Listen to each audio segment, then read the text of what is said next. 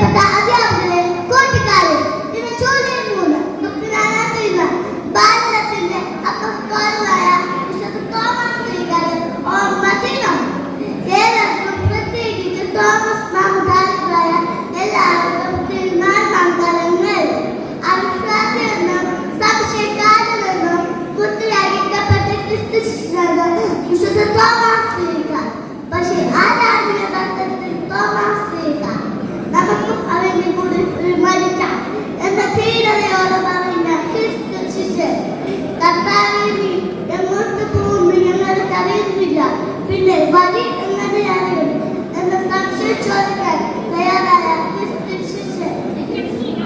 ഉയർത്തെഴുന്നേറ്റ ഈശോയെ തനിക്കും നേരിൽ കാണണമെന്ന് വാശി പിടിച്ച ക്രിസ്തു ശിഷ്യൻ വാശി അംഗീകരിച്ച് ഈശോ പ്രത്യക്ഷപ്പെട്ടപ്പോൾ എന്റെ കർത്താവേ, എന്റെ ദൈവമേ എന്ന് ഏറ്റു പറഞ്ഞ ക്രിസ്തു ശിഷ്യൻ ഈശോയുടെ തിരുമുറിവുകളെ അകാരണമായി സ്നേഹിച്ച ക്രിസ്തു ശിഷ്യനാണ് വിശുദ്ധ തോമസ് ലീഗ.